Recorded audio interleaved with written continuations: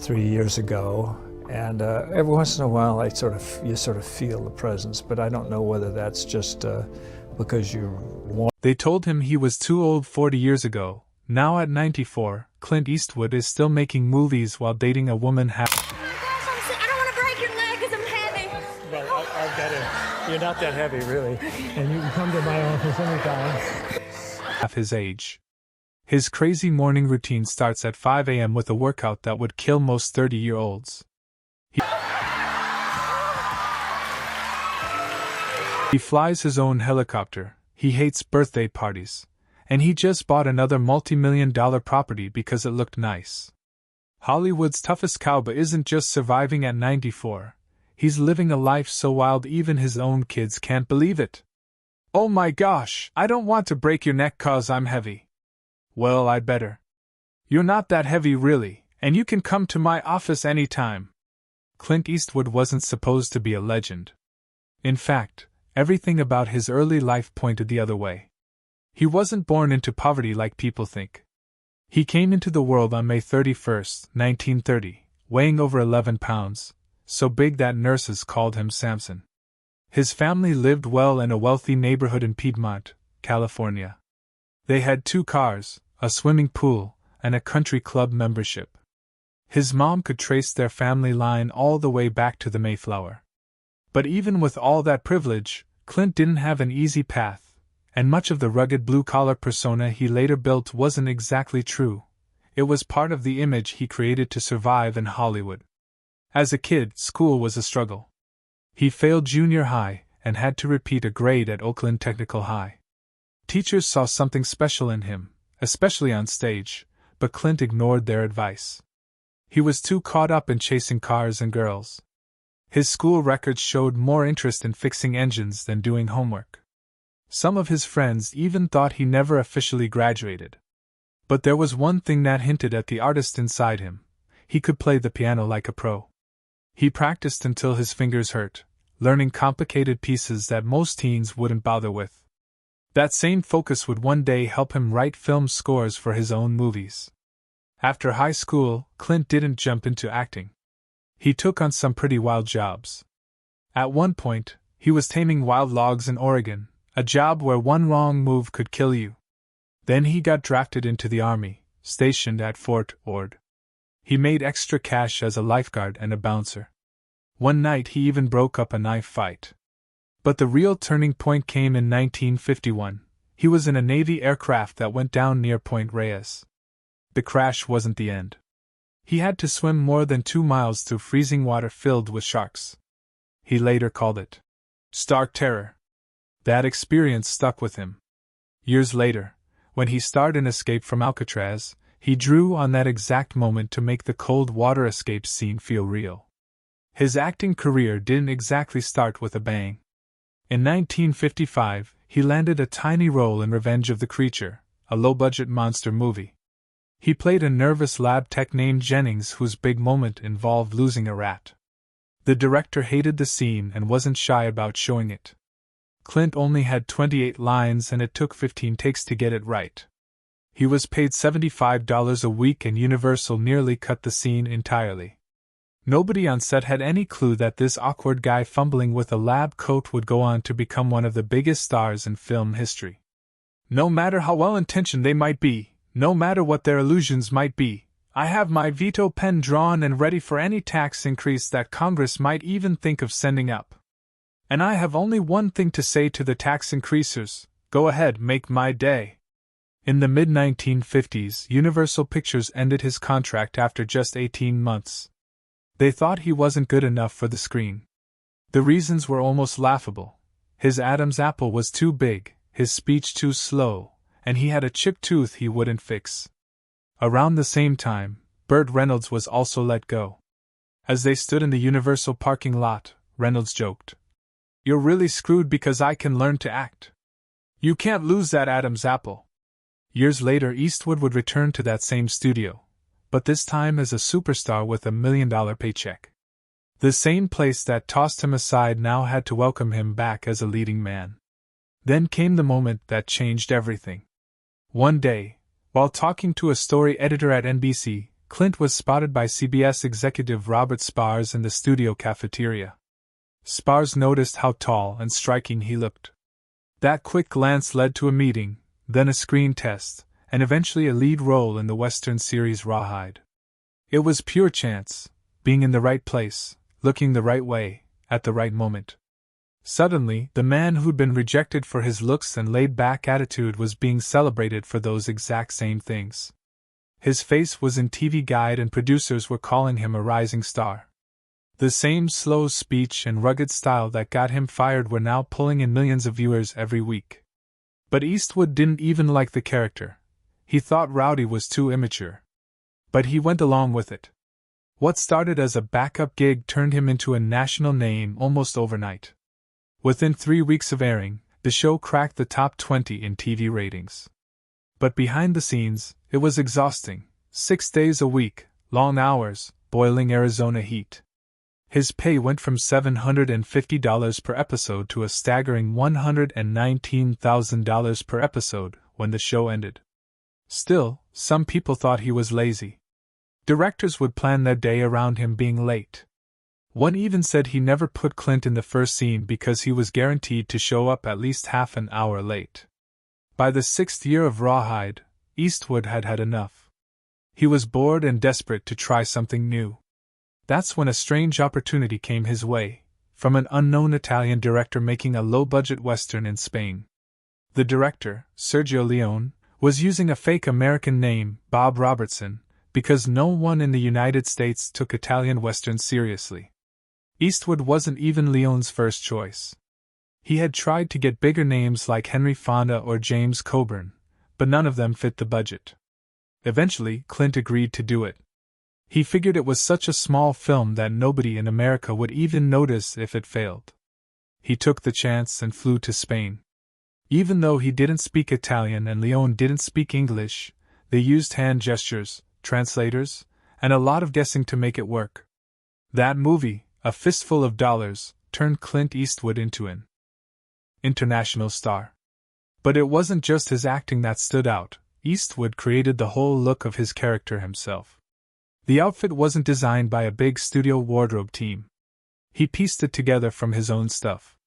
He bought a pair of black Levi's, bleached and roughed them up, reused boots and belts from Rawhide, and picked up a hat from a second-hand store. Even the small cigars and poncho came from random shops he found along the way. The whole vibe of the man with no name was built on purpose. Eastwood wanted him to say very little and let his body language do the talking. That silence made the character seem more powerful and mysterious, and even though his name changed from movie to movie, Joe, Manco, Blondie, audiences just saw him as the same silent gunslinger. The studio marketed them as a trilogy, and the image stuck. When these films finally hit the United States, critics hated them. They were loud about it too. Some called the first one Cheap Jack. Another said the second was dopey. And one New York Times review slammed the good, the bad, and the ugly as a repellent disaster. Time magazine took shots at Eastwood's acting, saying he looked like a piece of wood. But the audience had the final word. The trilogy earned over $84 million worldwide on a budget that barely cracked $2 million. One movie alone, The Good, the Bad, and the Ugly, brought in almost $39 million and more than 44 million ticket sales. These so-called spaghetti westerns took off and inspired a whole wave of similar movies. Critics eventually came around, but not before Eastwood had already changed the game. Clint Eastwood didn't just become a Hollywood legend, he took that status by force and never let go. His journey to superstardom took a major leap in 1971 when he stepped into the role of Detective Harry Callahan in Dirty Harry. But believe it or not, that role was never meant for him. It was first offered to Frank Sinatra, who worked on it for months before quitting. Paul Newman passed because he didn't like the politics. But Newman didn't just turn it down. He passed the script directly to Eastwood, saying it might be a good fit. Others bailed too. John Wayne didn't want Sinatra's Leftovers, Robert Mitchum thought it was garbage, and Steve McQueen said no because he'd already played a cop in Bullet. One by one, Hollywood's biggest stars stepped back, and Eastwood stepped forward. He took the risk, brought in his own production company, and hired his own director. That film didn't just hit, it exploded. Then Eastwood did something no one expected. In 1978, he signed on for Every Which Way But Loose, a comedy about a street-fighting trucker and his pet orangutan named Clyde. Everyone thought it would wreck his career. This was the tough guy from Dirty Harry, and now he was babysitting a monkey. But Eastwood didn't care. He believed in it. The movie was slammed by critics, but audiences loved it. It made over $100 million and became his biggest hit. Even more shocking, the sequel pulled in another $70 million. Together, they made nearly $1 billion by today's standards. But behind the laughs was a dark twist. Clyde the orangutan was allegedly beaten to death by his trainer after stealing donuts on set.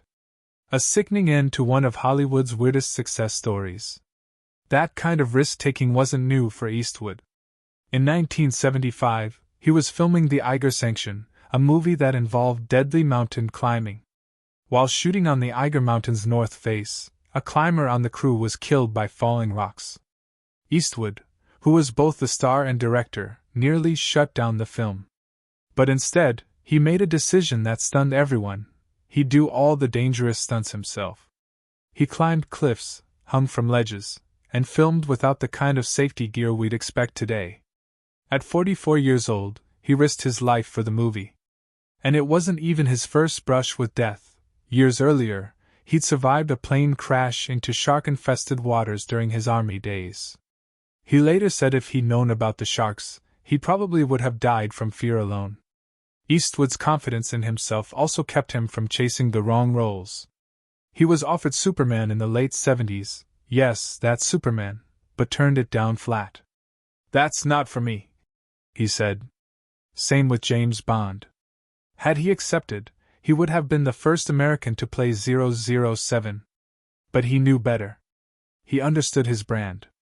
Eastwood wasn't the guy in tights or tuxedos, he was the guy with a squint and a gun. By the end of the decade, Clint Eastwood wasn't just a leading man, he was a force behind the camera too. With his own production company, the Malpaso Company, he had full say over his movies. He wasn't just choosing his roles, he was shaping them from the ground up. If the script didn't feel right, he changed it. If the studio hesitated, he pushed harder. Even when people laughed at him for starring in a comedy with a monkey, he made it work and made a fortune. Clint Eastwood had been acting for years, but by 1971 he was done playing by other people's rules. He wanted to direct, to take full control of what happened in front of and behind the camera. So when Play Misty for Me became his directorial debut, he went all in. No backup plan, no second guessing. Most first-time directors go over budget, run late, and get chewed up by studio politics. Eastwood did the opposite. He shot the entire movie in his hometown, Carmel by the Sea, using real locations like a local radio station and restaurant instead of fancy sets. He finished the movie early and under budget, by $50,000. Even the music was done on his terms. He personally got the rights to Roberta Flack's The First Time Ever I Saw Your Face for just $2,000, and it ended up becoming a hit. The film made over $10 million and launched Eastwood's directing career with a bang. But that wasn't just luck, it was strategy. Back in 1967, Eastwood was already thinking long-term. Tired of the rigid Hollywood system, he and his advisor set up Malpaso Productions. It was more than just a company, it was a message. Malpaso means bad step, a nod to the agent who warned Eastwood that doing spaghetti westerns would ruin him. Instead, those same westerns helped him earn enough money to buy hundreds of acres near Malpaso Creek and build a creative empire. By the time he made Hang 'Em High, his first film under Malpaso, he wasn't just starring in the movie, he was producing it. And when it smashed opening weekend records in 1968, Clint Eastwood was no longer the TV guy from Rawhide, he was a real force. What really set Eastwood apart, though, was how he worked on set. While other directors spent days perfecting one scene, Eastwood became known for getting it in 1 or 2 takes. No yelling, no chaos, just quiet focus. He believed the first take often felt the most real, the most alive. Actors quickly learned that if you didn't show up ready, you might not get another chance. Jeff Daniels once said, "You have to be ready because it's one take." Matt Damon, he had to beg for a second one. But it worked. This method helped Eastwood guide actors like Hilary Swank and Gene Hackman to Oscar-winning performances. Clint Eastwood was already a Hollywood legend by the early 90s, but what came next would push him into a whole new league. It started with a Western script called The Cut Killings, not exactly something studios were eager to pick up. Even Francis Ford Coppola gave it a shot in the 80s and still couldn't get it made. But Eastwood saw something in it. He bought the rights, and then just waited. For years. He wanted to grow into the role. Literally. When he finally shot it as Unforgiven at the age of 62, the timing couldn't have been better. The film exploded, earning $159 million on a small budget and winning big at the Oscars. It wasn't just another movie, it was a final stamp of respect. And Eastwood made sure to honor his old mentors, Sergio Leone and Don Siegel, in the credits. The gunslinger had officially become a filmmaker. Just over a decade later, he took another gamble. $1 Million Baby was the kind of film that made studios nervous. It dealt with assisted suicide. Dark subject. Big risk. Eastwood still went ahead. Warner Brothers barely gave it a proper release at first, probably expecting it to flop. But the film broke through, earning over $216 million. It swept the Oscars, and suddenly Eastwood wasn't just a respected director, he was unstoppable. It proved he could take heavy, uncomfortable themes and still move audiences. That's when people stopped questioning his instincts. The year before that, he had already shaken the industry with Mystic River. That movie felt like a slow burn with a punch to the gut, childhood trauma, broken lives, a murder mystery that felt too real. Eastwood kept everything quiet and focused. No flashy camera work, just raw emotion and a cast that went all in. Sean Penn and Tim Robbins walked away with Oscars. And critics could finally say out loud what they were already thinking: Eastwood had turned into one of the most emotionally precise directors around. Then came Gran Torino. No one expected a nearly 80-year-old Eastwood to deliver one of the biggest hits of his career. But he did. The story of a grumpy racist war vet who softens just enough to protect the neighbors he once hated somehow hit the perfect emotional nerve. The character was tough, bitter, and oddly familiar, almost like a weathered version of every role Eastwood had played before, and audiences loved it. The movie made $270 million and still holds a special place among his late career highlights. Even critics pointed out how his presence alone carried the film, like a ghost of Dirty Harry just under the surface. Behind all of these successes was a method unlike any other. Eastwood didn't shout action on set, he didn't do endless rehearsals, he didn't believe in second chances. One take, maybe two, that was it. He spoke softly, he trusted his actors, and most of the time it worked. Tom Hanks once joked that Eastwood treated his actors like horses, because back in the day, shouting on a Western set could spook them. That quiet control, though, became his signature. Sets were calm, pressure was high, but the results spoke for themselves. Clint Eastwood's life has always been under the spotlight, but there were parts he kept deeply hidden, secrets that even he didn't know existed. For most of her life, Laurie Murray had no idea who her real father was. Adopted and raised in Seattle, she grew up far from the Hollywood world, never suspecting that her biological dad was one of the most famous men in America. Clint Eastwood didn't know either. The woman he'd briefly dated in the 50s never told him she was pregnant. Decades later, Laurie went searching for her roots and found a truth no one saw coming. When she reached out, Clint, then in his 60s, welcomed her with quiet warmth. It wasn't a scandal, it became a bond. They connected over golf, spent holidays together, and slowly, she became part of the Eastwood family. But the world didn't find out until 2018, when she proudly introduced herself as Laurie Eastwood at the premiere of The Mule. Just like that, a 64-year-old secret stepped into the light. But secrets weren't unusual in Clint's world. Back in 1959, while married to Maggie Johnson, he began a passionate affair with stuntwoman Roxanne Tunis. It wasn't just a fling, it lasted 14 years. Everyone on set knew. They didn't hide it. Their relationship brought them a daughter, Kimber, but Eastwood kept that out of the public eye too. Roxanne was more than just a mistress, she was someone who deeply cared for him, stuck around even after the romance faded. They stayed close. When she passed away in 2023, Eastwood was hit hard. She had been part of his life for over 6 decades. Then came Sondra Locke. Their story began like a Hollywood romance but ended like a courtroom drama. They lived together for 14 years, during which Clint was still technically married. When she returned home in 1989 to find the locks changed, everything fell apart. She sued. He offered a studio deal instead. She found out he had secretly paid for it just to get her to back down. She sued again, this time for fraud. The courtroom saw a different Clint, angry, defensive, and visibly bitter. The case ended with a quiet settlement, but the damage was loud and permanent.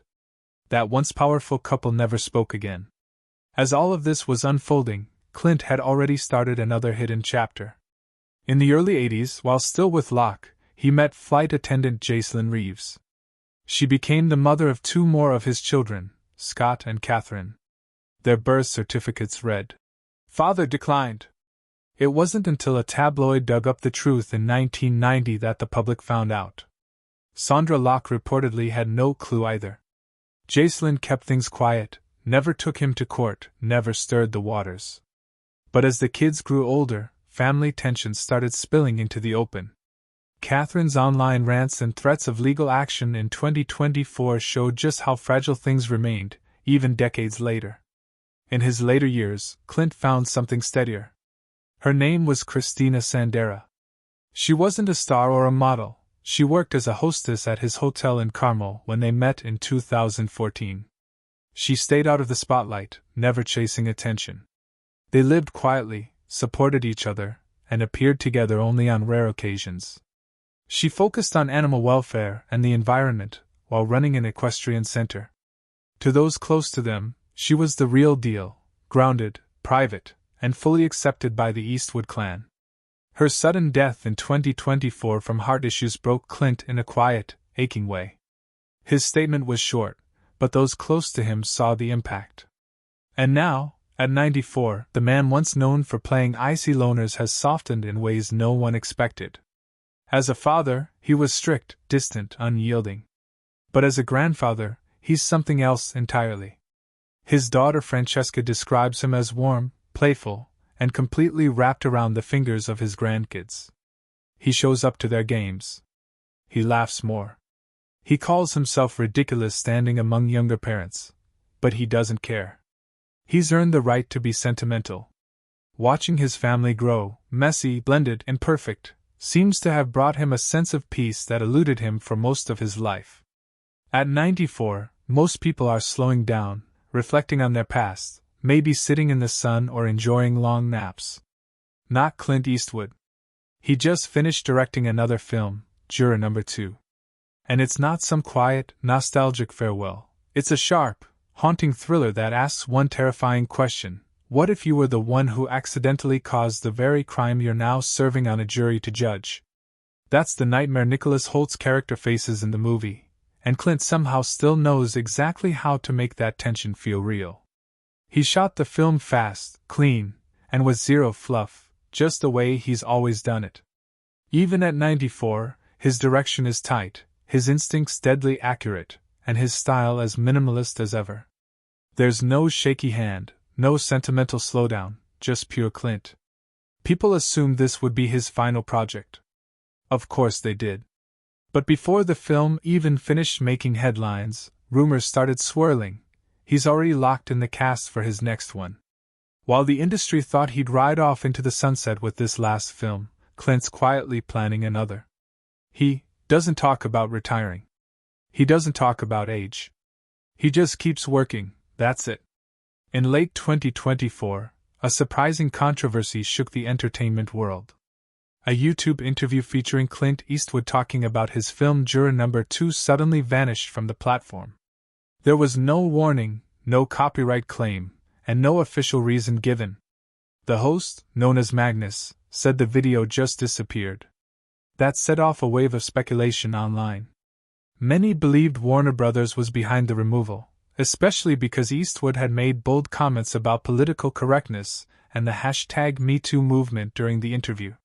Fans were quick to point out how strange the timing was. The interview vanished just as the film hit select theaters.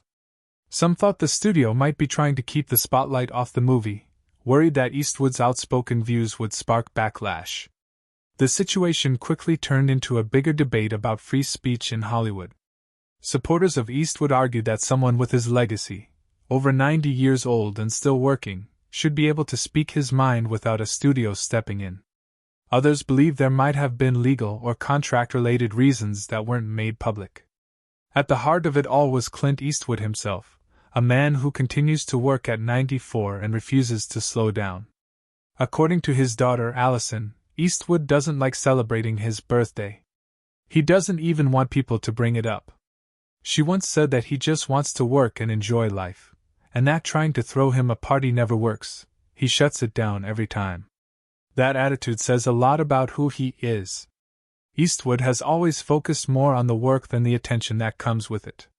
He's never been one to chase awards or soak in the spotlight. Even now, when most people his age are long retired, he keeps pushing forward. Allison, who acted alongside him in a few films, says the biggest lesson he taught her was not to take life too seriously. That mindset explains everything, from his quiet refusal to celebrate birthdays to the way he still tackles film projects with the energy of someone half his age.